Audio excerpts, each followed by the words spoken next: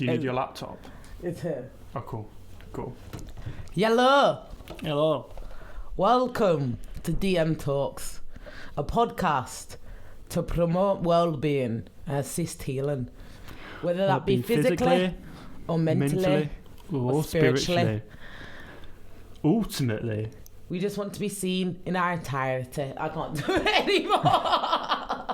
You all just want to be seen in our entirety. Oh, you want to do that voice? This podcast just hopes to promote healing. Honey, dude, I'm perfect at that voice. I lived in Ascot, don't you remember? I'm good at doing the Raw, can you pass me my backy? Yeah, I need my backy. Can you pass me my backy? Or Alexa, please can you play Dem Boy Pagan by Jay Hart?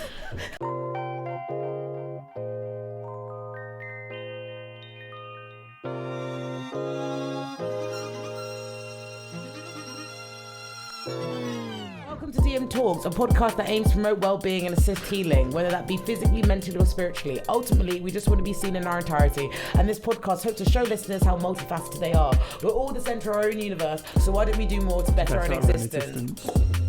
Boom, boom, boom, boom, boom, boom. I love us. I feel like I'm not coming with the energy. No, but the thing is, your energy is so loud and it's so subtle. That's the thing. Whatever what you're doing is great. Subtle energy. No, but it's subtle, loud energy. It's like Lou Theroux. He has a subtle, loud energy. I love Louis Theroux so much. Exactly. You're my Louis. Did you see his new revisiting Tiger King? Yeah, I haven't watched it, but I will watch it because the thing really is, good. I couldn't watch that Joe Exotic thing, but I could watch Joe Exotic getting interviewed by Louis Theroux. So. Yeah, it's really interesting. It's so interesting to revisit it, because. Did you see the one on Netflix? Yeah, I couldn't get through to it. I just found it was really weird. Kind of showed maybe Carol Baskin in a worse light than what she's actually is. And I don't know, maybe because obviously Joe didn't get pardoned. Yeah. So yeah, but I think there's possibly a good reason. No fair. It was a lot. I just don't fuck with the idea of having big animals and that. So after I literally think I only got halfway into the first episode. I don't think I even watched. Yeah, I mean ultimately. I'm going to be controversial saying this, but I think Carol Baskin might be right. Okay. For me personally... I bet someone who's going to listen to this podcast is going to be like, oh! How dare you say that? No, I don't know. I mostly agree with Carol Baskin. I don't necessarily agree on the zoos thing. I think that zoos they are a tool for preserving species, but... you have to do it right. Yeah, I mean, but I don't... But it's better than keeping tigers in little cages but Joe does. I don't agree with zoos in, okay, so I don't understand why I can see a giraffe in London. That's not right. That's not right. I understand zoos in the country that they're in, or even, nature reserves that you walk through. They're just doing their own shit. You might see them that day, but you just go through with, a licensed professional, or, not licensed professional, but a tour guide, or someone who knows their shit, or just someone who knows more than me, but I'm not influencing their day or not influencing their habitat.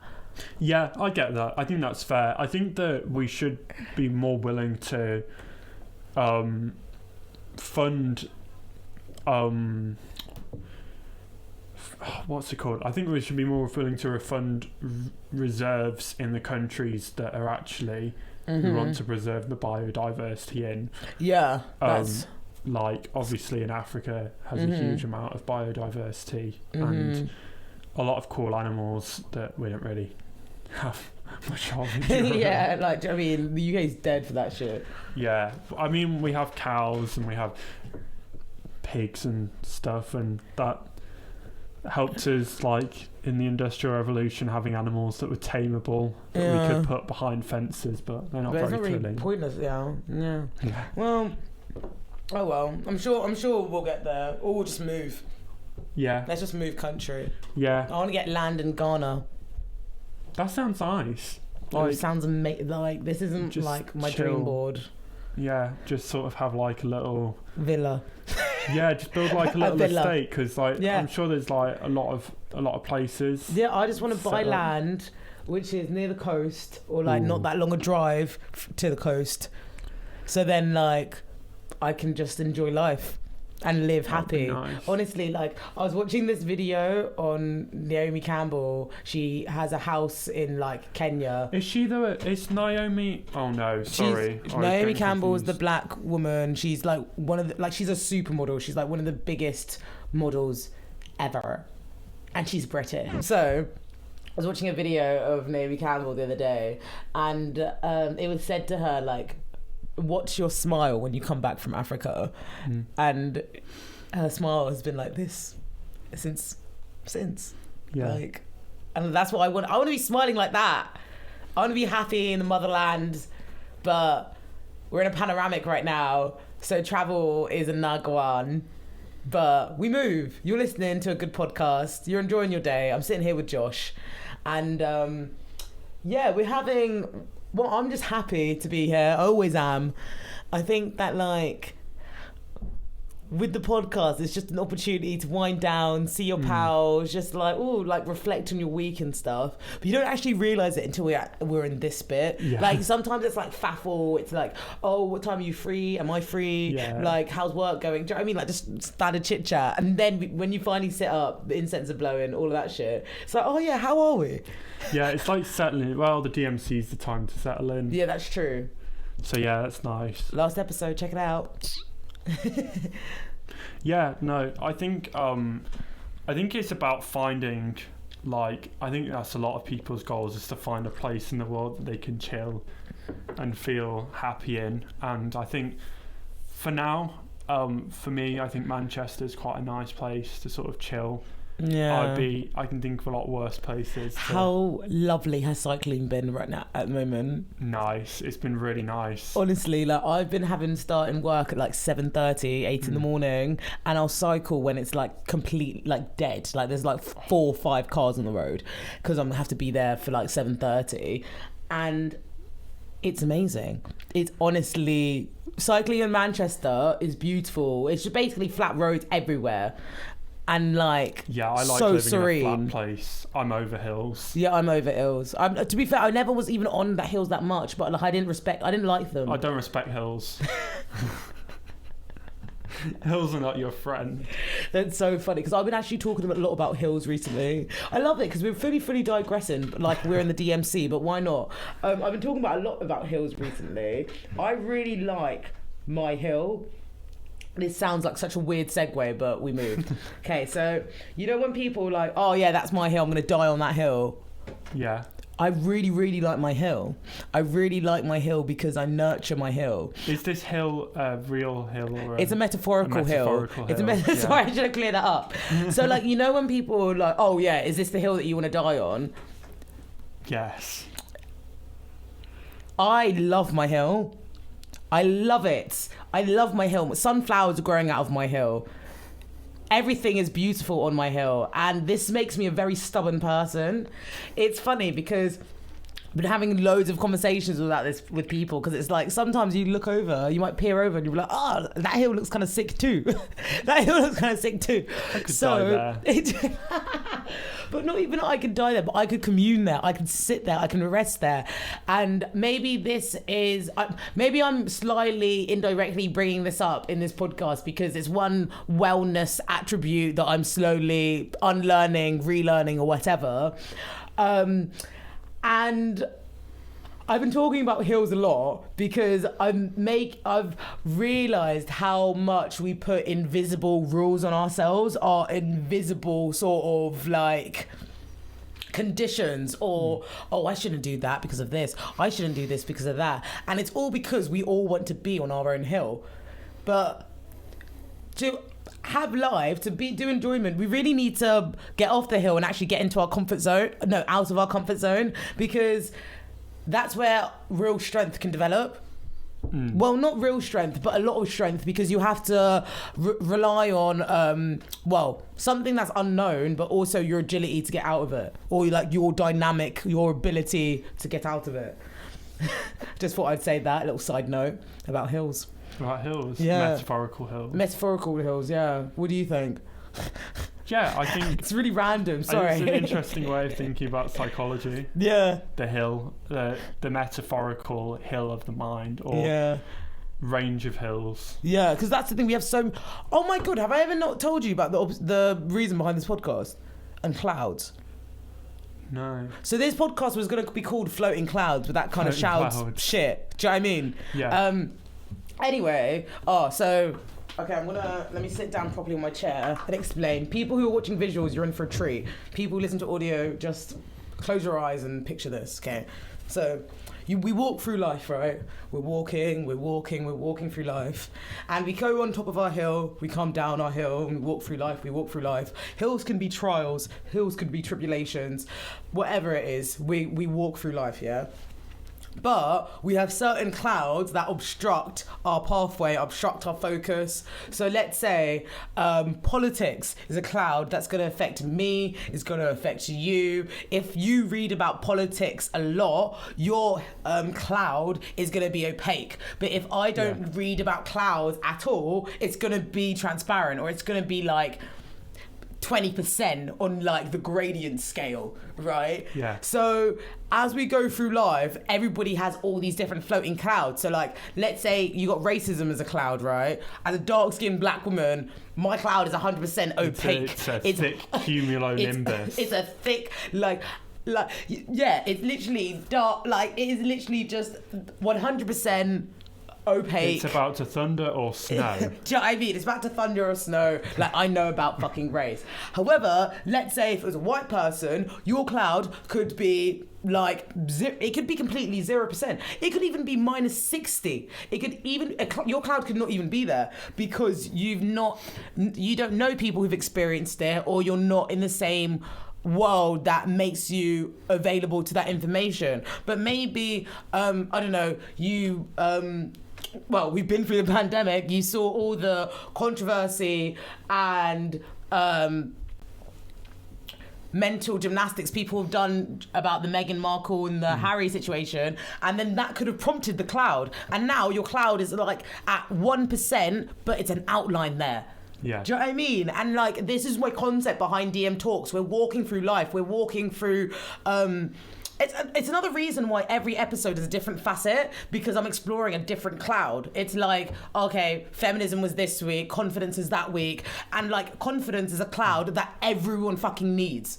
Everyone. But like how I present my confidence is different to be how you present confidence, but we're gonna need it in this little flesh suit of ours, so we're gonna have to sort of grit our teeth and learn how to do it anyway. Or like, even with focus, that's something that we all need in life, regardless of your sexual orientation, your academics interest, your creative pursuits. It literally doesn't matter. It's just something, a cloud in your human experience that makes you, well, enjoy life.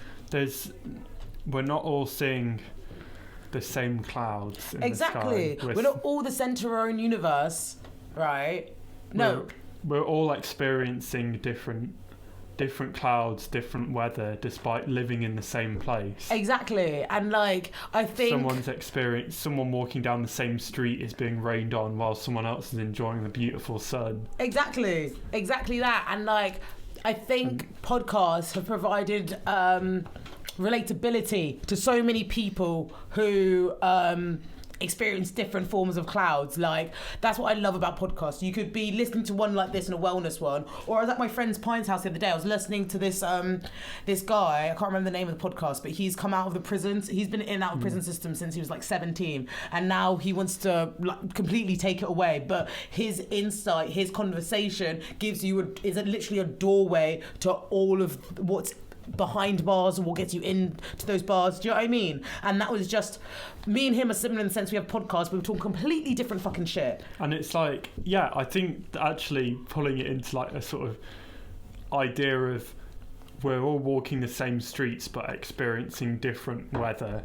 Yeah. Like, that completely changes your perspective, because like, sort of taking it on to, I guess, the topic of the episode is that a woman can walk down the street at night that a man might feel relatively safe on, and she's experiencing like, is that guy following me? Am I being looked at? Am I being watched? Am I being followed? Yeah. Whereas someone else might just have their headphones on and be like minding their business and be like, oh, it's a pleasant evening, the weather's nice. Exactly. Whereas like she's experiencing like a thunderstorm, like danger, panic. Whereas someone else is experiencing just a chill evening with a light breeze. Exactly. And it's like the same walking down every street. Like someone like might get onto. I was watching the Gina Yashira, like one of her things. Gina Yashiro. And She's she was hilarious. saying when she got onto the train, how a woman went, first class is in that direction, like second class or standard class is in the other end. No, she was like, you're in the wrong section, or something like that. I think she said, standard class is that way. Oh yeah, to them, yeah, which is just like so. Well, so racist. It's so discriminatory. Like you just assume that they were. Because they were there, they were black, they weren't accepting for this road. And it's like, whereas I might... All these tickets. I might walk into first class and I might see a slightly ugly cloud in the distance of someone who's looking at me funny because I'm not over like 45. Yeah, exactly. But like, still like, I don't experience the giant cumulonimbus of being black and under 45 trying to get into the first class section. Like, there you go. And like, no, but it's so true because like, we can, well, like you said, it ties in perfectly with this week's episode. We want the community to come together. We want the collective to come together. We want like more people's stories to be heard so that more realizations can be made and things can change. However, there's a lot of frustration because people feel like they're repeating themselves, like, and then there's a lot of frustration because it's like, I shouldn't have to clap for a fish swimming, you know, like, don't hurt women. It is. Period. It feels tiring, especially. I feel now I have a perspective on how tired black people have felt because, again, it's like we see on the news this week, like how many people have been shot in like the last week by police. In the US. Did you see fucking what's his last name? Dante. I saw that video. I didn't see the video. I can't watch stuff like that. But Dante, what's his name? What's his last name? Dante was a student, right? He was a student. There's a 13-year-old. I didn't see the 13-year-old. Oh, you didn't? Oh, see, this is the problem. It's getting confusing now. But that's the thing. That's why I can't watch this stuff. I can't watch this stuff because everyone looks at it literally like entertainment. It's a different person every other fucking month, every other week. But I bring this up to say this Dante boy, this 20-year-old boy, he was the student of George Floyd's girlfriend. Like, when you deep it like that, it just shows you how shot? Yeah, he was killed. He was literally killed in the same state as Minnesota, is the same state as George Floyd was killed. Yeah, Minnesota. And also, it's during his trials. It was during the trials of Derek Chauvin. Yeah, exactly. So George Floyd's girlfriend's student was also shot by the same people that shot George Floyd. Can everybody make the fucking connections now? Like, racism is everywhere, and the fact that this has been like, okay, let me not get too much, but this example is going to be an example that has a lot of media documentation. But do you not know how many black people or many brown people know that story for their just a family member? That one just got televised. And that just shows you how close-knit racism is. And it's really frustrating when people even try and deny racism because you cannot make this shit up. Like, I've fully decided now, I have to literally remove myself around anyone who gaslights me or any form of that, because I cannot. There's always going to be people in this life that are committed to misunderstanding you, and that's what you're seeing with all these fucking racists popping up now. I think it's like, I mean, I'll say, like, I didn't really understand, like, how. So, from my perspective with the UK, I always used to see the nonsense going on in the US, and I was like, oh, well, the UK isn't necessarily like that, but it is like that. It's just like that differently. It's just presented differently, and that's the thing. Like, I think that's what I like. The UK goes for, like, microaggressions or, like, well, straight up just saying racist things, but it's not necessarily in the outward way that the Americans do it. But that's the thing. Like, I've literally, like, yes and no, and yes and no again. Like, it's that whole thing that, yeah, there'll be violence, there'll be manipulation, there'll be indirect discrimination, there'll be gaslighting, there'll be collective trauma. Like, all of it's the fucking same. Why is it that black people have to do mental gymnastics to understand which one they're fighting for? Ever since I was 8 years old, I've been battling racism in my head and then moving accordingly. Like, who's gonna get it? Who's gonna get not? Like, for a very, very, very, very long time, I rather preferred letting white people, like, okay, so let's say someone was racist to me. Sometimes I couldn't even be asked with the whole process of like reporting it, all that shit. I wanted to leave the white person with, oh my god, I can't believe that black woman just did that to me. Like, I got more satisfaction from that. I got more satisfaction with being a dick, with showing you why I'm not the one to come to, so you know that if you want to mess with black people, you know what you're stepping into, you know? And that's not fair for someone having to police their mind so much since 8. Like, and I'm just one story. And even I was talking to this in therapy, right? Me, I'm a talker, I've got a podcast, I've done all of this shit. How many teachers have tried to beat well, not beat physically, but bully the intelligence out of me by calling me illiterate, by calling me all of these things? And it's like, shit, like, if you're calling me fucking illiterate, what the fuck are you doing with people who can't stand up for themselves? Yeah. That's what fucking scares me about racism. And like, I honestly don't care. Like, I don't really care how many feelings that I fucking hurt if it means that black women have more likely to survive after pregnancy, that black people aren't going to be bullied when they report their supervisor making that crude joke at the Christmas party. Like, I don't give a fuck. Like, let me hurt your feelings, because at the end of the day, they're feelings. Like, bodies are going out in the numbers, and you can watch it, and it's recorded, you know? So, like, it's weird, because I try and give myself enough information so that I'm informed, but then not know everything so I can be ignorant, because I know if I keep on reading, my mind will be just being going back and forth, and it's not healthy. Like, why, if you're not racist, why are you still resharing those videos? Do you know what I mean? Why is people not saying that? Like, I find it weird, creepy, because I remember I used to be like, this is unfair. I would even not reshare violent videos, but I'd reshare videos and be like, and like have my little like 2 pence to say or whatever. But then it's like, this is literally just fucking clickbait. People find this entertaining. People are so distanced from seeing black people as humans. People are so it's like their empathy does not extend to these people, that they can just watch and share and not have any compassion to what is happening. They literally just see animals. Wait, no, I don't say they're animals, because if they saw animals, then they would see empathy. You see all these fucking videos about dogs. They just almost see characters in like a story. Yeah.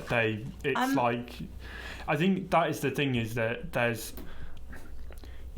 think there's a line between, I think some people are angry and want to see something happen, to see the people who are responsible come to justice. Yeah. And I think sometimes people like want to see other people sharing that anger and that frustration, and I think it's not always easy to distinguish between the people who are just finding it entertaining and the people who are genuinely angry and want to see something change. There's literally like, so what you just described, the in-between stages, there's literally a book that's just come out to help people find that. It's literally called What Can White People Do Next? And it's like from allyship to like companion, like, I can't remember the name now, but it's just like the information is there, and it's just people's choice now. It's what we said last week with Fix Up and Look Sharp. It's literally the the Hanged Man. It's changing perspective. It's what you're going to do with that perspective. How are you going to use that alignment that you found from within and reflect it on the outward, you know? Yeah. But we should probably get into the divine, shouldn't we? Been chatting away. Yeah. Forgot about the first bloody segment. This is the divine. This is a segment where we nominate a good thing. What would you like to nominate for this week's divine? I want to call this icons supporting icons, but not necessarily as in celebrities, but of like different communities coming together to support each other who may have typically had differences. Like, you've got obviously the black community and the LGBT community has previously been, like, obviously there's a lot of crossover between the two. Of course, I mean there's black queer people, so there always will be. There have been the LGBT community has been occasionally discriminatory towards people on the basis of race, and on the other hand, people like from minority communities are sometimes discriminated against LGBT people, often because they might have like more conservative, might have come from more conservative backgrounds. But now I think we're seeing that along with many other communities, like people with disabilities, people from other countries. I think we're seeing a lot more people now coming together and saying we need to put aside our differences and realise that in the eyes of society we're all seen as lesser, and we need to campaign for that not to be the case.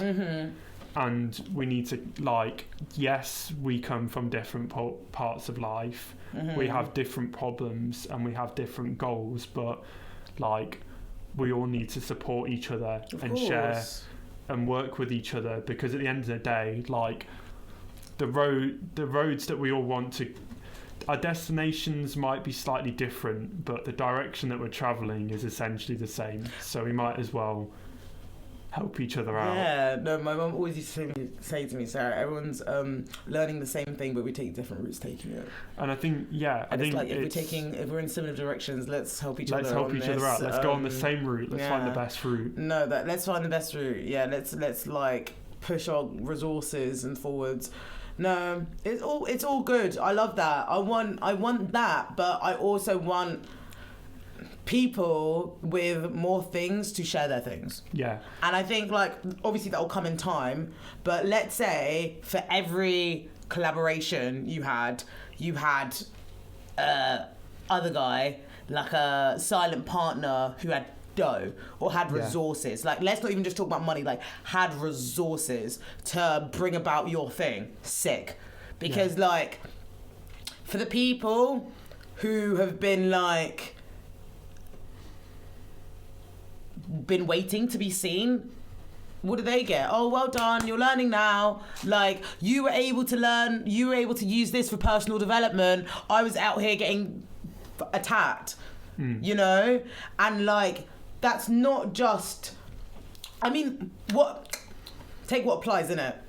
But I bring it up to say that for the people that have had to hold grace, keep smiling, through their grief, through their loss, through their frustration, through their discrimination, what can also be given to them in that period?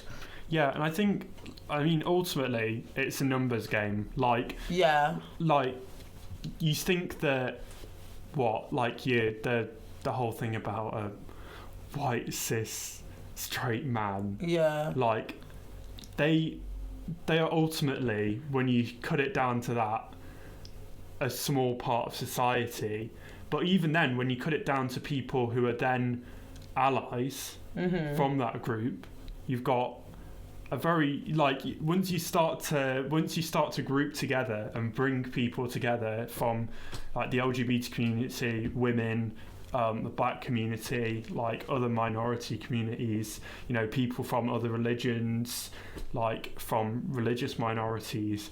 Once everyone starts working together and supporting each other, we're suddenly the largest group in That's true. That's true, but because there's so much internal conflict and still so much self-hate and horizontal discrimination, I do think that I think that's why I'm glad to see more working together. There's a lot of there's a long way to go, don't get me wrong. True. But I like to see that people are now starting to work together and starting to support each other instead of being divided, because ultimately divided we fall, Yeah, true. 100%. We're never gonna get equality for any of these groups without supporting each other. Yeah. Because if we divide ourselves up into tiny little camps, we're never going to have much of a voice. That is true. That is true. It also hurts the people who have feet in both camps. Yeah. Yes, 100%.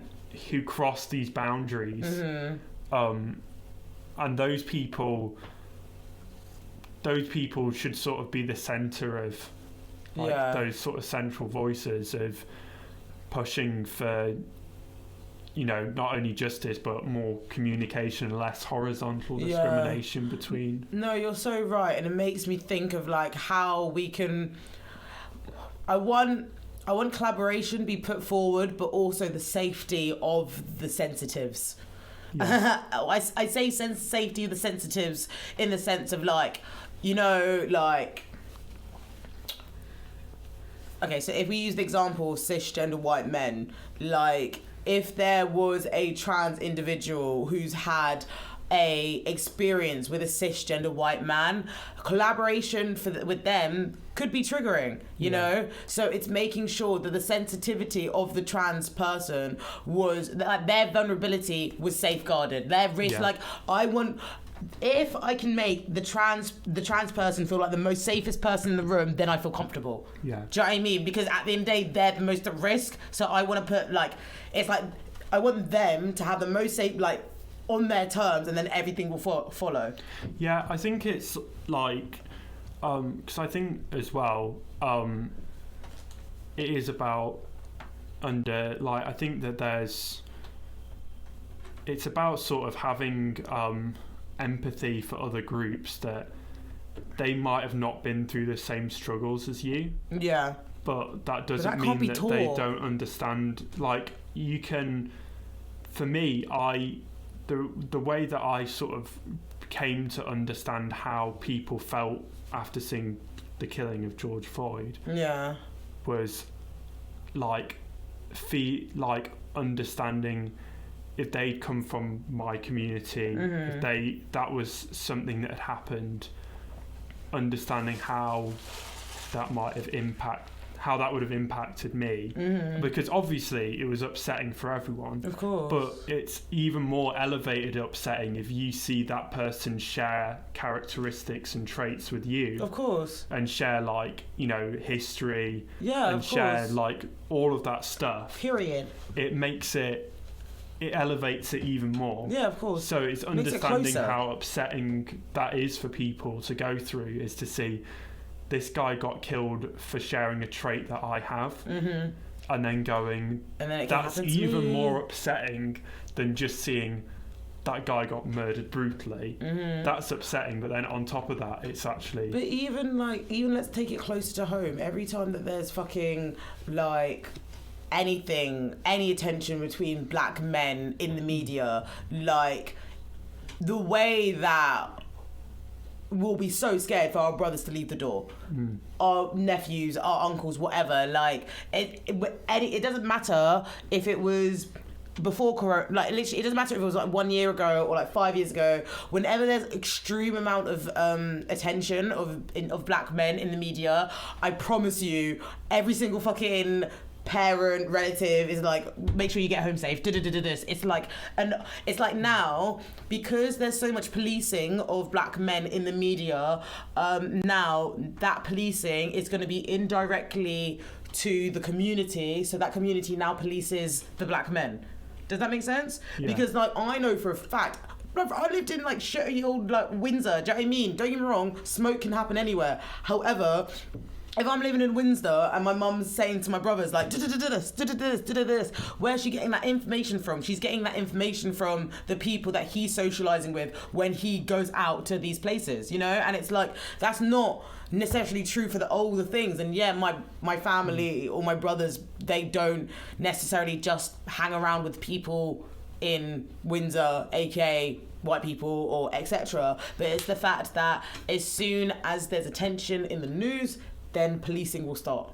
Yeah, it's just like, I think this is why, like, we've got to now, like, reach across these. It's like in the movies, there's always a tension between like some of the main characters, and they always like have an argument or falling out, but ultimately they're basically going in the same direction. They have a common enemy. And I think it's about putting aside your differences and fighting the common enemies, because the people who tend to be homophobic also tend to be racist. Funny how that works. Do you know what I mean? Nobody's ever just racist. I promise you, and this, you can quote me on this, no one is ever just racist. They are never just racist. Like, they're either racist and emotionally intelligent, they're either racist and homophobic, racist and transphobic, or they're racist and classist, or they're racist and something. They're racist. Racist is literally like the base, and then you, like, honest, racism doesn't shock me. I can tell you're racist by the way you look at me. Yeah. Do you know what I mean? And then it's all the other stuff that you say with your clothes. It's like you're going on and like criticizing a woman's outfit because it's not like, or you're criticizing what a woman does on the TV. Good chance that you're also, gonna be racist or gonna have something else going on. And it's like just that lack of empathy and that distaste for anything that doesn't match your very limited view of what society should look like will tend to be. It tends to be a trend. It probably will be problematic. Well, I've got a great little segue for you. Since you're talking about men who can be problematic, have you watched Euphoria? I haven't. So Euphoria is my nomination for Divine. I know everybody's probably going to hear Euphoria and they're going to be like, oh my God, that's so old. Like, we heard about it like 2 years ago. And I'm like, okay, fucking, you know, like, guys, like, did you just hear like Sarah on DM Talks was talking about Euphoria? What a loser. But no, I joke. It actually came out in 2019, but I watched it recently on the internet. It's great. It is a show which explores how many people? Maybe like 8 or 10 people. It's like the cast of teenagers throughout their life. And oh my goodness, I fucking love it. Basically, I also got really famous because, wait, let me actually show you. I'm just showing Josh a sweet little picture. So basically, you see all this makeup. Oh yeah. So that's what this show inspired, loads of makeup. Oh, loads of looks and stuff. Yeah, so like, you know, in like 2019, you saw like more stuff like that. That was Euphoria. So basically, like, this is Maddie. She's one of my favourite characters. But basically, Euphoria is a show that follows the lives of some teenagers and is probably the most realistic depiction of what it is to have adult life for today. Like, these teenagers have go through a range of issues, whether it's like consent, drug taking, sex work, discrimination, like, or pressure, like even fucking, you know, nudes and all of that controversy of like sex, revenge porn and stuff. It covers everything, but in a really realistic and also gritty way. And it follows, you know, do you know who Zendaya is? No. So she's a really like well-known actress. This is her. Oh yeah. She's been in loads of shit, but she's like a drug addict in the film, and it's really in the program, and it's really good because like I remember I found her through like Disney, and I literally like I just liked her, whatever, but she couldn't do like that much crazy shit because obviously she was Disney. And now she's done this show, and now she can do everything. It's just amazing because like this show. She's a drug. I don't want to spoil too much, but she has a drug problem. She falls for her best friend, which is Jules. Jules is a trans woman. Jules is also involved with sex work, and I don't want to. Let me not give too much because I really, really encourage everyone to look about it. But she basically has to deal with. The violence of the real world, as fucking trans people have to do. And there's this one boy called Nate Jacobs who wants to. I don't want to just say embarrass her, but he wants to humiliate her. He is so shocked by her. He is a white, cisgender, conservative man. He encourages his girlfriend to dress a certain way. He likes the fact that his girlfriend is a virgin, that he can protect. Yeah. And Jules, who's a trans woman, a makeup student, who's just a baddie, completely baffles him because it's like, oh my God, you're everything that I want to be. Like, you are being just your authentic self, and I have to do training. I have to follow these strict codes that have been left for me with my father and my it's such a beautiful show. They don't the show's not gendered as well, so throughout the whole show you're able to like learn as the characters as people, and everybody gets enough attention. And what you were saying earlier with that whole idea of having a cisgender, like white man and sort of the connotations that explores was really depicted well in the show, because it showed his power, but it also showed his fear, it showed his illusion, it showed his scarcity, because he was so frightened from stepping away from this line, stepping away from this code. You see him battle with his own forms of internalized homophobia, because he realizes that what his world isn't the world of others. And it's that terrifies him. That's the thing with, like, especially with trans people, is that it can make a lot of people feel uncomfortable, because they're like, they start to question their own. But this is actually kind of hilarious, is that because they are attracted to them, but because of their own viewpoints, they don't see them as the gender that they are. That then makes them think, wait, am I, like, gay because of that? So it almost works against them in a way, because they can't just accept them. But how self-centered is that? How self-centered do you have to be to look at someone outside of you and then change your whole opinion, your whole, like, perspective, to then criticize the person outside of you just because you're not comfortable with yourself? That just shows you how mad you are. Like, trans people are some of the most courageous, beautiful people in the planet, and for you, this is what I mean. Like, I'm not resting easy until trans people feel comfortable. I think even when we talk about race, when we talk about gender, when we talk about all these social issues, like, there's so many people that deal with these issues but are worn out, tired from the violence that has dawned upon them. So I want to make sure their safety, their mental well-being is being looked after, then everything else can follow. You know? And that's why I really like this show, because this show depicts so many people, like teenage drug dealers, teenage drug takers, even the pressure of the character that I talked about. You know, this Nate Jacobs guy. His family is so conservative. His family is so intense. His relationship with his dad. Actually, you know what? This is a great segue to the next segment, which is Decoding the Messes.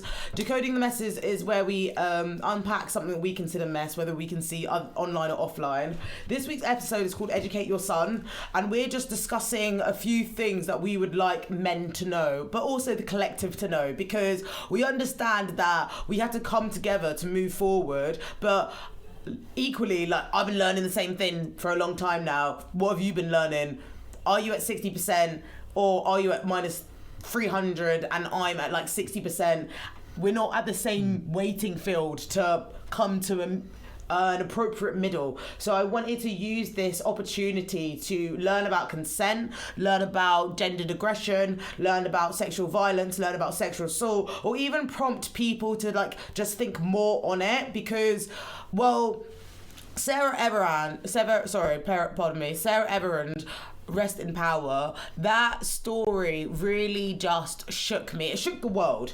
It didn't just shake me, it shook everyone. And I think that her death should never be in vain. I want to talk about this in all forms, because I don't want women to be so fearful when they leave their house, and that's a common occurrence. Like, that's not going to move. That's not going to end with listening to this podcast, but it can also contribute. So that's why me and Josh are talking about, how we can educate your sons. And I also want to say, like, I think that a lot of men shouldn't see this as an attack. Oh, 100%. Because I think that obviously, while women are the main focus, and because I think a lot of the problems sometimes come when people go, oh, what about the men? Yeah, not all men. Fuck off. But it's like, yeah, we recognise that, but it's like the same with Black Lives Matter. Like, we've got to recognise that, yes, not all white people are treated equally, yes, but, like, we've got to also recognise this group is disproportionately affected. Yeah. That doesn't mean, though, the men aren't affected by these issues, but it means that we also have to recognise that women as a group are disproportionately affected. Yeah. And I think that, like, we need to, like, by opening up this dialogue and talking about this, as a man, you might also be able to recognise some of the things that may at some point happen to you, and you might not realise that you're being... Exactly that. Exactly fucking that. On what you just said, it's like, you wouldn't say, if I said, oh, the police kill black people, you wouldn't say, not all police. Yeah. You wouldn't fucking say it. So why do you have the you have the vim to jump in and say not all? I promise you, if you know you're good, if you know that you wouldn't do no harm to people, if you know you wouldn't intentionally hurt others, this message isn't for you. But if not all evoke something, then you need help, my friend. Yeah. You need help, because it just shows you how ignorant the person wants to be. I don't even know what the number of how many men are in this world, but if a larger proportion of men were committing an act, you wouldn't specifically be like, oh, 85%, 0.5, AK, and then write down all the fucking letters and the names of the people that have done it. You'd say it, and then it would be done. If people... The thing is... people talk, people say I'm talking, but who cares? It's my podcast. Real fucking men don't say not all men. I think it's like it always is. The world is never black and white. Yeah. But we have to recognise a trend when we see one. Tell them, Josh. Tell fucking them. It's like we wouldn't get anywhere if we were like, well, so the COVID vaccines aren't 100% effective, so that means they're entirely not effective, so we shouldn't even bother using them. Oh, so it's like we have to say the COVID vaccine is mostly good, and it's like we also have to recognize trends when we see them. Like, we have to say men are like abusing women at a disproportionate rate to how women are abusing men. Yeah. But also this abuse should just end entirely both ways. But we also have to recognize when a trend is happening, and we also have to recognize you can't. Yes, maybe not every single police officer. Maybe some I'm sure there's a lot of police officers who believe in protecting their community and everyone in that community. Yeah, but we also have to recognise the trend when we see one, which is that, unfortunately, there is a lot of incidents where black people are treated unfairly by the police, and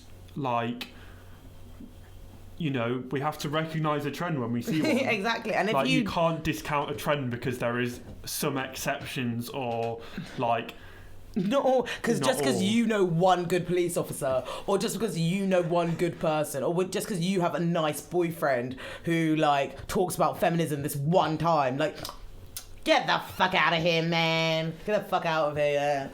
But basically, for this episode, I thought I'd get some submissions because I wanted to read. Well, I just wanted to interact with you guys, I wanted DM Talks to be more interactive. I want to read out what you guys have to say on this topic. So I'm going to get my computer, my laptop, and read out something for you. Nice. You can... Amazing. So I'm going to read out this submission, and then we're just going to talk about it. But the first submission starts. I'd say trigger warnings. Content warnings. Content warning, actually. Triggers. We're going to be talking about gendered violence, consent, rape, and sexual assault. So if you do not want to listen to this, maybe ignore... Shall we say... We'll put segment markers up. But maybe we'll put segment markers for each submission we talk about, and also when Tarot Talk starts, because it might be this episode is just... You might only want to listen to You might want to listen to everything besides Decoding the Messes, But it is what it is. Yeah. I mean, ultimately, everyone has a different tolerance for it. Sometimes you're just this is enough for me. This is not going to put me in a good place. Yeah. Even if it doesn't cause a trigger inside of you or something, cause you... It could just be a lot. It can affect you. Mate, I can't watch certain stuff after 9:30 p.m. Yeah. Just because I'm whoa, you're gonna fuck with my mind space, and then my dream's getting fucked, and then I'm getting chased. I can't watch, like, some shows are just like, yeah, it's too much. It's too much. Too much. But I'm gonna start reading now. So pause, guys, or see you in Tarot Talks. So first submission. I haven't spoken about this previously and thought this would be a good place to start. I come from a family of 6, 4 of which are women and 3 which have been raped. All have experienced harassment in some way. Our parents are old in age and they still have that don't air your dirty laundry in public kind of mentality. The kind where emotions are perceived as weakness. Everywhere I look, I see PTSD. My mother still not being able to have any piece of material or jewellery tight around her neck because she gets flashbacks of being strangled during her assault. All of them have been a constant feeling of I'm not good enough and have such a hard time opening up or trusting anyone new. It has gotten better in recent years now. None of us are teenagers anymore. We try to encourage speaking to each other more and rely on each other as a support network. But it's affected them in so many ways, it's so hard to put into words. Even my brother has been affected, who hasn't experienced any abuse to my knowledge. As when they all happened, he was the youngest and has blamed himself for not being able to prevent it. I think a part of all of us do. All do. Growing up, he got into fight after fight with the toughest person he could find, trying to train in a way so he doesn't feel that helplessness again. And so he's ready to protect us if we need. Which sounds silly, but it is fucked. He feels that way, but it's also kind of sweet. I don't know. One of my sisters constantly gets flashbacks, which causes her to break down. We could literally be in the middle of the club and she'll be fine one minute and next one she's crying her eyes out, hyperventilating and trying to escape everyone around her. And I'm trying my best to be there for them, but I can never undo the damage that's been done. They honestly are all truly amazing, kind and caring people, and it's so shit to see that they won't ever be the same again, no matter how much time has passed because of some stupid fucking guy who took a part of them away. I'm away from home for uni, so can't be there for them as much as I'd like to, but I talk to them regularly, and my sister does call me when she's having a downtime and we talk.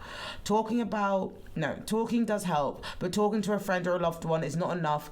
You can't just get over something like this. Well, sorry, that choked me up. I'm not sure how old my mother was when it happened to her, but it definitely was before any of us were born. A minimum of 27 years ago. 27 years, and she's just still living through it. It's so fucked.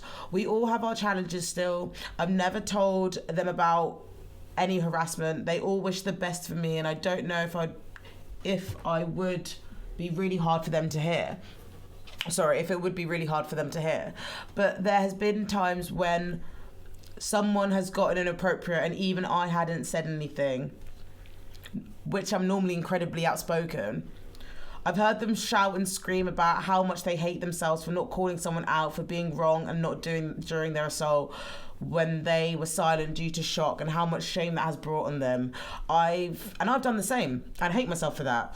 We as women can't be silent anymore because fuck, I can't see any more families go through what we have done. This shit needs to stop.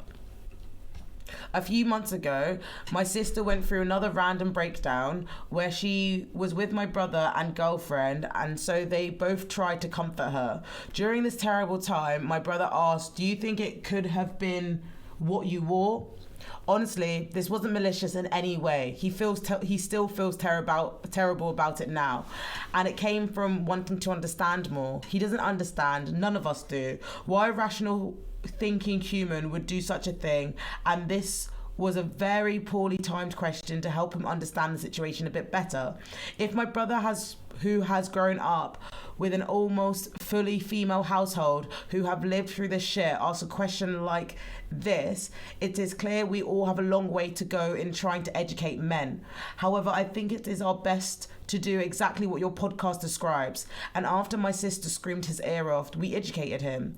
We know he didn't try to intentionally hurt her, and genuinely, if he asked it at a different time, we could have discussed it openly with no judgment. We explained exactly why it isn't because of what she wore.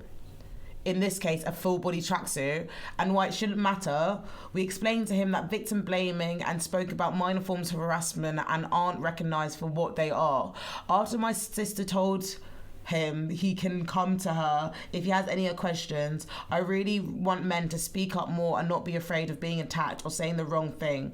It's important for men are also a part of this and they don't have questions shut down, because this is the only way we can incite change, and we desperately need change. Fuck. That's really well written. Thank you. Thanks for sending it in. Thank you so much, submission number 1, because that, well, I mean, like, let's unpack it. I think, yeah, like, I think being able to have women say their perspective and understand, like, that women don't always process things or won't see things in the same. And this is the same thing with, like, the clouds, right? It's like, you might think, oh, this thing that I'm doing, I don't want to say, because this definitely doesn't happen a lot of times. I think a lot of people do know that they're doing something wrong. Mm-hmm. But sometimes someone might be having something that they think is consensual, mm-hmm. and see, and it's like with clouds, like they're experiencing a completely different situation to what the other person involved is experiencing.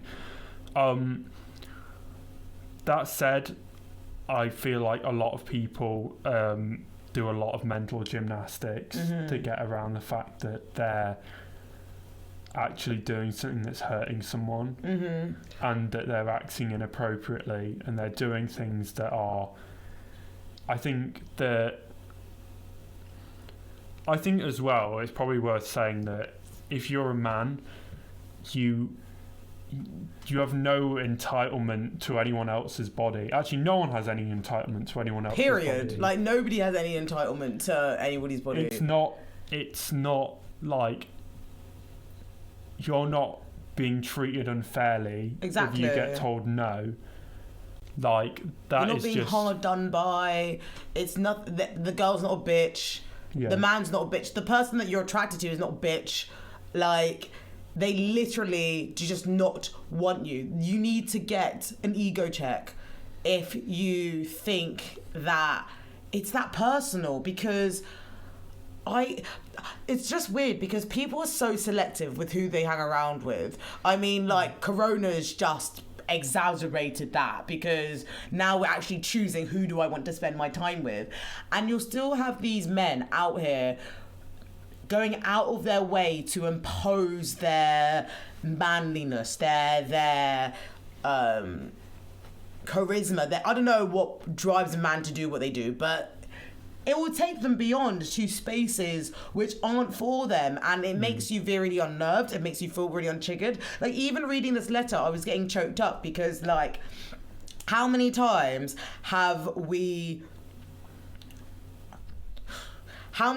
do random external things trigger us? Like, okay, so I'm being so fucking personal right now, but someone who has been violent with me was suggested to me on LinkedIn the other day. Yeah. Do you know what I fucking mean? There's no protection for that. That's just something that I was aware of and I had to let it go. He's not in my space. He's not in my circle. I don't choose to be in his environment, but he was suggested on LinkedIn. So it just shows you that, like, there's no place that can be safe. There's no place that can be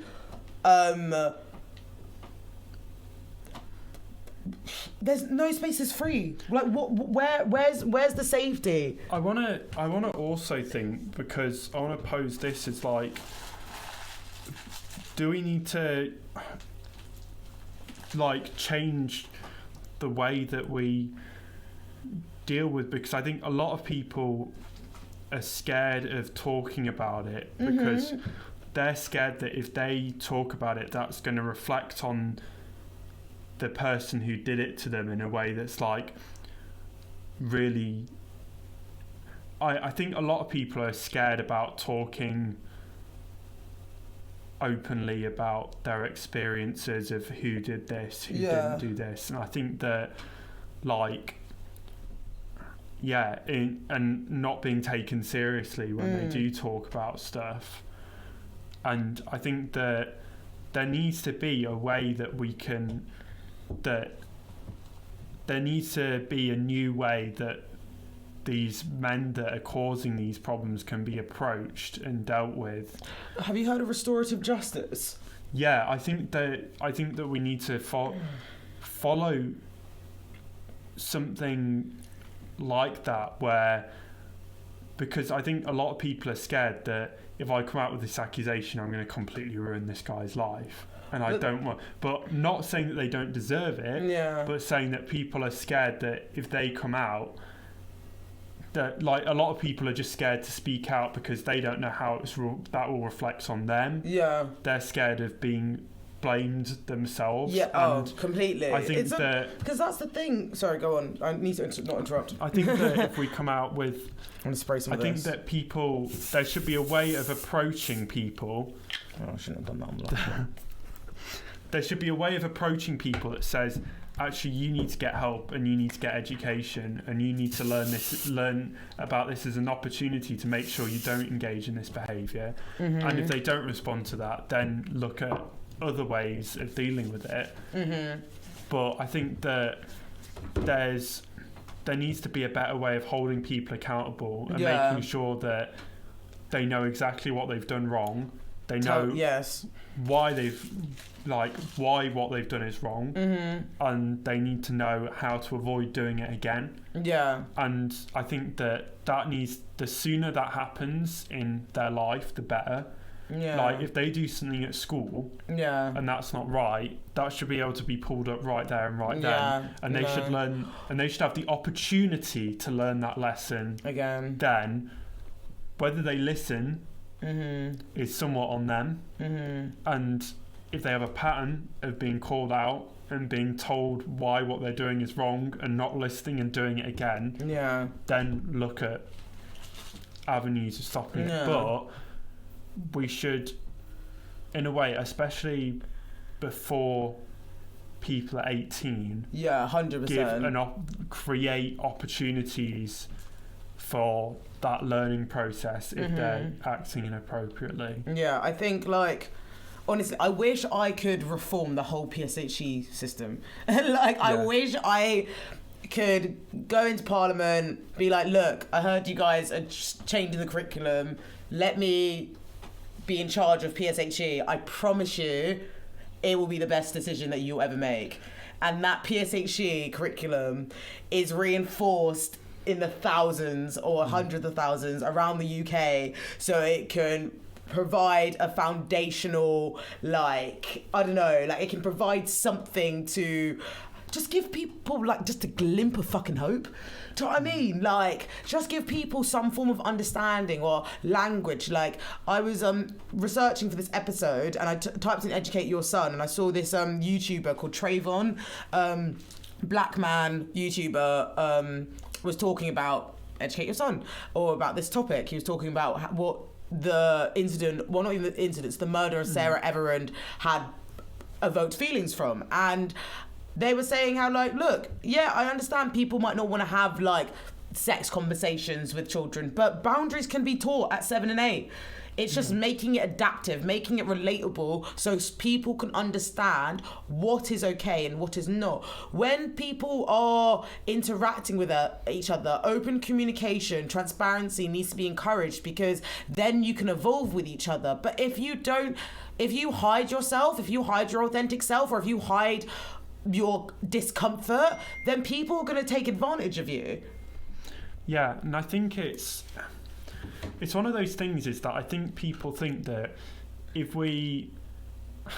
I think one of the worst mistakes that we can make is think that we can just hide sex from people. Literally. We can keep this a secret and they won't do it. No, but it's true. But the problem is that what you do is you just leave them uneducated. You don't give them the tools to make sure that they understand the decisions they're making, they understand how those decisions will affect other people, and understand when they're being taken advantage of in that way. Because, like, Preach it. everyone Preach it, says, Josh. everyone thinks about in like the 50s and 60s how men were like all respectful, but Yeah. it's like we know that's not the truth. We know Yeah. domestic violence is horrendous. Like, we know everything from that age was. That was actually so funny. Like, we know, but that's not the truth. We just. Yeah. It's like we know now, and I think that the media is representing like this era of like when things were seen as respectful and we didn't talk about these things. That was worse. Yeah. And in a way, now things might feel disastrous because we are having these conversations, but the very fact that we're having these conversations show that's how far we've come. It doesn't mean we don't still have a long way to go. Exactly. But I think now we're starting to move through the tunnel again. The light isn't there yet, but we've restarted and we're moving towards the end of the tunnel. Like again, like, we're not gonna clap for a fish swimming. Do you know what I mean? Like, I know people who don't move mad. You know, we're people that don't move mad. We know people that don't move mad. So we know that it's possible, right? Yeah. We know that it's not rare, right? However, because consent and patriarchy is sort of, I mean, boys are given clout, like, I hate that word. Boys are given like. No, but it's true, but like, boys are given so much attention. Boys are praised. Boys are rewarded for doing the bare fucking minimum when we're in school. Honestly, like, going to, well, you know what? Let me not say that, because the thing is, I'm quite fortunate in the sense of I have so many guy friends from a very, very young age. Like, I'm talking about 10, 12 that I've like learned to grow with, I've evolved with, I've seen them. Don't get me wrong, I've cussed them the fuck out, but I've also like sat with them whilst they've cried on my shoulder, right? Yeah. I know so many women that don't have guy friends, like, and they literally don't have guy friends, and I'm like, I don't, like, obviously it's calm, like, do you, like, I love, you know, women are everything. I love female friendships, don't get me wrong, like, they're my guys, but like, also I also don't have this like extra for men, because I know men can come in all forms. Yeah. Do you know what I mean? I know men can come in all forms, but if you're only dealing with men in, let's say you're you're in a heteronormative relationship. No, you're a heteronormative woman, and you're only dealing with men in the dating region. Your perspective of men is going to be very fucking different to mine, who's also grown up with men, who's worked with men, who's cried with men. Do you know what I mean? Obviously, all men are not the same, but I'm sure you get what I point. Yeah, I think that it's and it's also recognizing, and I think this is why education and understanding is so important, because I think that it's only through, because I think that if we work together on establishing these boundaries, then I think that we can also be more. We can also protect those boundaries more thoroughly than if we, like, if a guy grows up and doesn't know what those boundaries are. Yeah. How are we supposed to be? Like, I'm not saying this to play devil's advocate. Fuck that. Yeah. But it's like, how are we meant to be frustrated with someone who doesn't know what they're doing? You know, obviously I'm using that phrase extremely fucking loosely. If you go up to there's a lot of good consent education out there at the moment. Exactly, there's a lot of consent information available to you. Do you know who Oloni is? She's an influencer. She's a sex positive relationship sex blogger. I've been following her for the past 10 years. She is like one of the first black British women that I've seen in media. Like, And she would always talk about consent can be sexy. Consent can be fucking hot. Like that's her brand. Consent is sexy. And like she always talks about how you can use consent, how you can use language, how you could even use it in dirty talk. Like she literally she encourages you to be creative with consent. And I think that's something that we can, I mean, if you want to do, but also I think that's the bare minimum. It's like, if there's a really good example of this. It's like, if you're wondering about consent, would you ask this person for a cup of tea? Would you say, oh, do they need sugar in their tea? If they keep on saying no, they don't want fucking tea, just allow them their tea, you know? Yeah, just allow them to not drink tea. Yeah, it's a great video. Encourage everyone to watch it if they get the chance. It's called Tea Consent, or Consent Tea, or something like that, which is quite funny because it's literally the tea on consent. Yeah.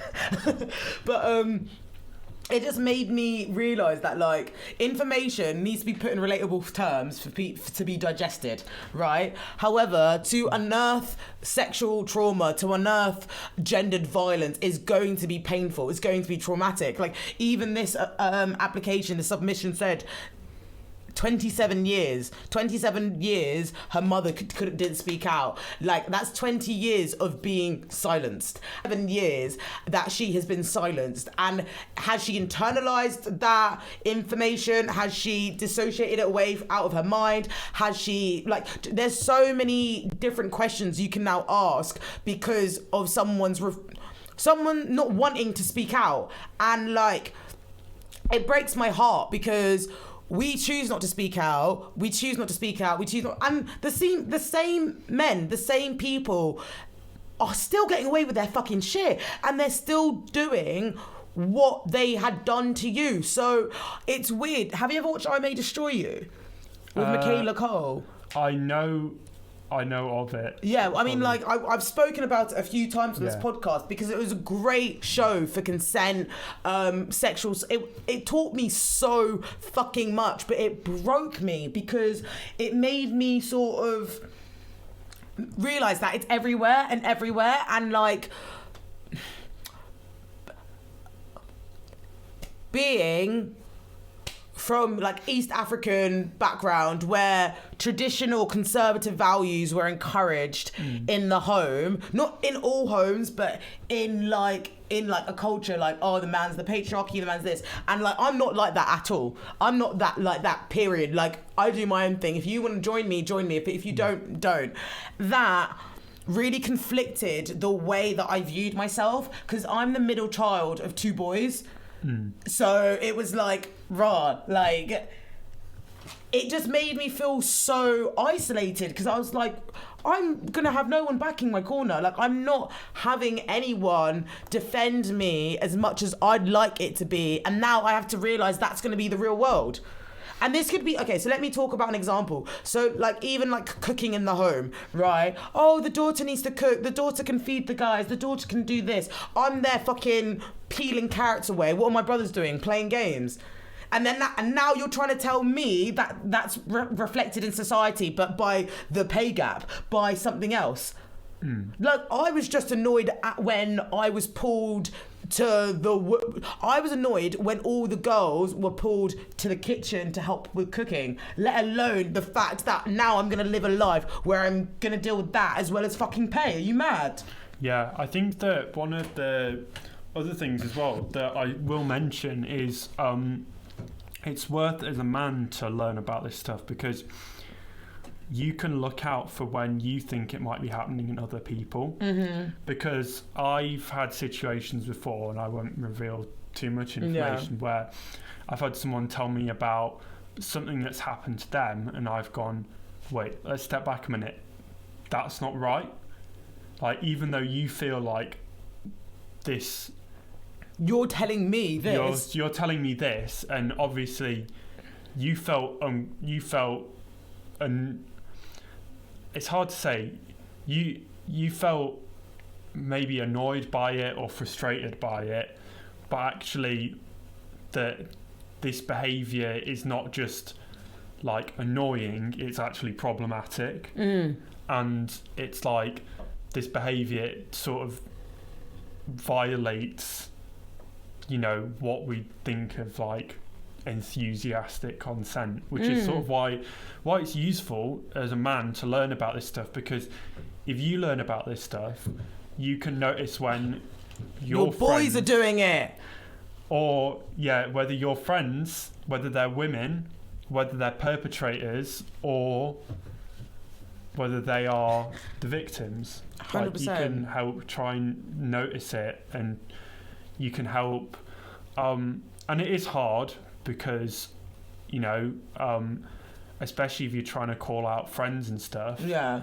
But also, just start off by not playing a role. Like, if you think that there's problematic behaviour, don't engage with it. Yeah. Don't be a part of it. Like, if there's like something happening where they're just trying to, you know, have sex with as many women as possible, but in a way that they're sort of being pushy, you know, they're sort of being anything like that, like just start by not engaging in that behaviour and saying, look, I don't think this is like, just sort of like pull back. And, you know, like, I get that like situations there can be a lot of pressure to like conform, but you need to start by, at least at bare minimum, not engaging in that behaviour yourself to fit in. Yeah, number one, I mean, don't engage in that behaviour. But also, try and talk to your friends and try and say, actually, this isn't a great idea. We shouldn't do this. Like, see, it's weird. Like, I remember when I was younger, I'd see boys calling out boys, but then I got to like 20 and I just stopped seeing it. I remember specifically seeing, like, you know, when you go to house parties and stuff, I remember seeing an older boy, let's say he was like 17 and he got with this 15-year-old, right? And I remember all of his boys pulling him to the side being like, that's gross, that's this, that's that. Do you know what I mean? And like, because I was around energy of like directness, oh, you do something, let me pull you out on it. And like, these people, don't get me wrong, I've seen stuff like happen like that, but these people, like my second-hand friends, they weren't even my close friends. Do you know what I mean? Like, I've seen my close friends violate people. But in a way, is that, like, that shows that, like, I obviously know there's a lot of problems in Windsor, but if they knew to do that, and they knew to call out that behaviour, then something had happened right there, and that was a situation where it had been avoided. No one, like, the whole situation, like, none of this has to happen. Like, if people just talk to other people and say, actually, let's, like, just, like, if you think your friend is doing something inappropriate, tell them that you think that their behaviour is inappropriate. And that's not even harsh. That is literally harsh. Like, honestly, I respect you if you can call me out. And like, since early, the people that I surround myself with, don't get me wrong, I love them, I'm inspired by them, but I'm tactical because I want them to be able to call me out on my shit. Like, I don't want to hang around with people who are like, no, if you see something wrong, call me out, because then we're all going to be, like, my head's not moving, my head's going to be intentional, it's direct. Don't get me wrong, I'm a good person, I move with lovely intention. However, like, I still need to be called out on, because I'm a human being. We all can make mistakes. We can all do wrongs. And that should never be... People shouldn't shy away from that. That shouldn't be scary. That shouldn't be intimidating. Like, if your friend calls you out, they're calling you out of love. They want you to do better, and that's why they're pushing you for more. Don't get me wrong. If someone's criticising you all the time, evaluate who you're getting your advice from. But shit, if it's something that you know that isn't great... It's great. It's like, but if someone's criticising you all the time, or if a lot of people are criticising you all the time, maybe it is you who is the problem. Oh, 100%. Like, no, but it's true, because, well, you're the common denominator then, aren't you? Yeah. One thing that this email, this submission and what you said sort of remind me of is this idea of peer pressure.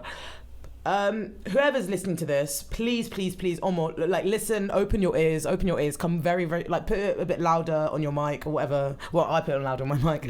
But listen, peer pressure can come in a multitude of forms. It's not always, code, let's do this. Okay. Oh, you're boring. It's come not on. like those videos that like it can literally.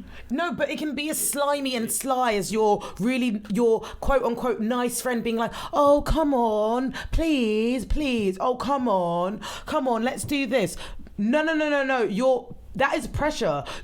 You're hiding it by a sly, smug smile. It's pressure. And I'm not going to stand here and make excuses for people, because that's the thing. I think all of us, when we were younger, we kind of idolize this like scary man, this scary rapist that's going to come out of alleyways. It can be your fucking friend. It can be your family member. It can be someone so close to you. And I get so frustrated and so angry because people don't realize how much this runs deep. Like, I didn't realize how many people get sexually assaulted until I got to uni. Yeah. Like, it's just like fucking that everywhere and everything. And you're just like, raw. So this is the world. All the things that we were scared, not even scared of, but all the things that we heard jokes about in Friends, all the things that we heard jokes about on TV about women men taking advantage of women and all of this stuff. So you're telling me it's all true. It's all true and we just have to deal with it because that's how life is.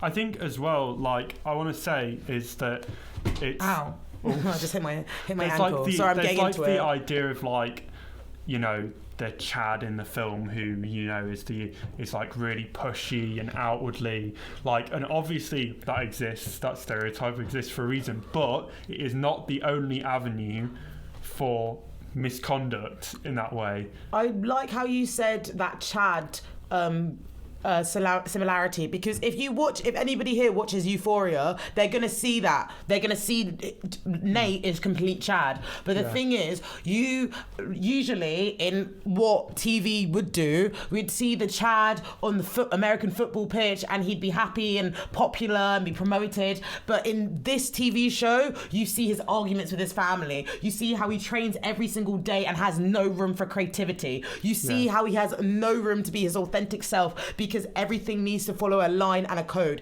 And that's why I really liked Euphoria, because it explored that cisgender white man as a multi-dimensional character. It's an opportunity to see that person as a human and not just because of the power that he wants, you know? Yeah, and I think it's like there's so many avenues for which like people can be sexually aggressive or abusive, and it's not just necessarily, you know, the sort of Chad type figure who's like, you know, really big and muscly and has like a lot of power, you know, whether that's friendships, money.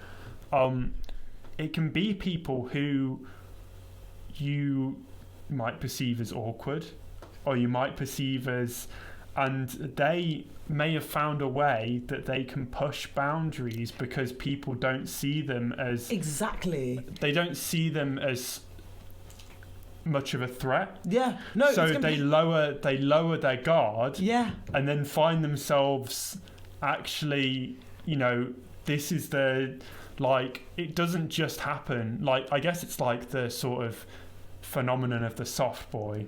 Right? No, but you've got the guy who says that, oh yeah, I'm really into indie music, I'm really nice, I'm really friendly, I'm a nice guy. Yeah. And then as soon as they don't get what they want, they snap like exactly. that. And then you feel guilty because you're like, no, you feel guilty to yourself because you're like, oh shit, how did I walk into this trap? But then you also feel guilty because it's like, this person presented themselves as nice, presented themselves as polite, sensitive, or vulnerable. And because they presented themselves, oh, I could be too.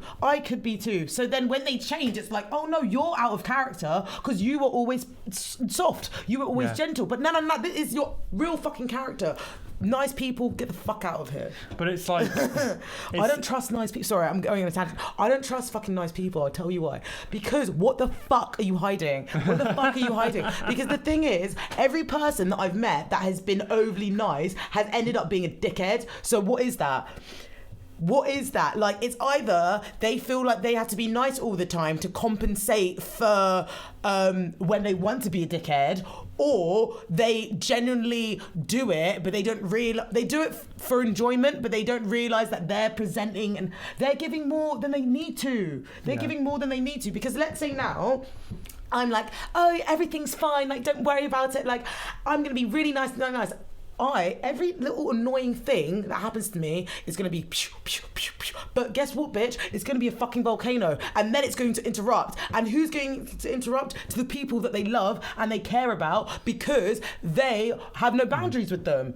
Because it's like, if you give me an inch and I fucking take a mile with it, then my boundaries are now depleted because I want to be serving of you, but you've just emotionally manipulated me because I want it to be nice for you. I want to be nice for you, but when I want to be strict in my boundaries, you want to take that nice away and deal with spite.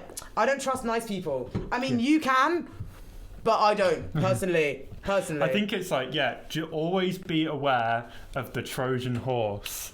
Like,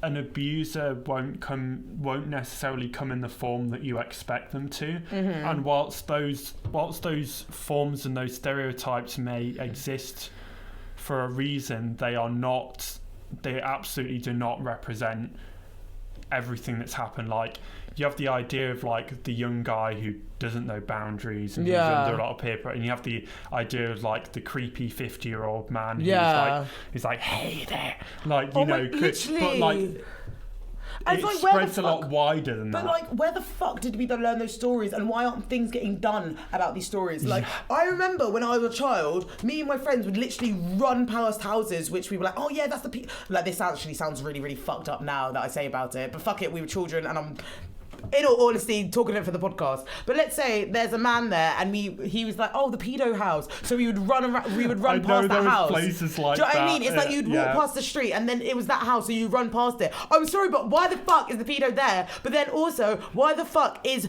someone under the age of 16 knowing of someone like that there? Why hasn't, like, the police or youth worker or something in between, some form of fucking institution, welfare, police, I don't know, fucking get involved and sort that shit out? Because it could be a lie, but then it also could be a truth. I think that there needs to be, like, and this is the thing, is that we can't, with this one, I'm not saying that, and this might bring us on to the other one that you wrote about the justice system, is, I'm going to say, probably, whilst I don't think that there's the justice system won't play a role in dealing with this, because it absolutely will. I think that we need more than just the justice system to deal with this. Like, we can't. I mean, that's definitely true. We can't just rely on like policing and like prisons and everything to deal with this, because the problem's a lot more nuanced, the problem's a lot more complicated, the problem's like sometimes it's a guy who passes a boundary at a party and maybe, you know, it doesn't deserve going to the police or anything, but he still needs to be called out. He still needs to know that his behaviour was inappropriate. So there needs to be... But then it's like, so let's say that guy that you said, so he didn't get called out the party, but then because he didn't get called out, he's able to explore more parties and do more things and then be pushed further because his no one checked him in that small comfort zone that he was in. But so he's been able to explore that comfort zone, push the boundary, and now he's out here destroying lives. And it's like, it's because I'm sure like no abuser is made overnight. Like, it will be a pattern of behaviour that will slowly get more extreme, and they'll probably, like, it's like serial killers. When you hear about them, you hear about the fact that they abuse animals, they act in certain ways. There's a lot of different things that lead up. Oh my There's God. clues, and what you need to do is you need to start following the trail of breadcrumbs before it becomes like just a giant blazing fire disaster kind of thing. Because and then you need to see, like, if you can it's so much easier to nip something in the bud before it blows up in your face. And it's like with Corona, really, like, it would have been a lot easier if we'd actually paid attention early last year and not let it get to the point where it's now just just become this huge issue. And I think it's like it's the same with people who are abusers, people who are violent. Like, they don't go straight to burying bodies under their floorboards on day one. There's a pattern of behaviour that builds up to this happening. So we need what we're in now. We just need to understand what the patterns are and how to dissolve them. Yeah, we need to intervene at the point that they're cutting up mice in the shed, rather than waiting until they're chopping up bits of bodies and putting them in a freezer. Oh no, I mean it's straight fact. The metaphors today are smack on because it's gonna help people learn.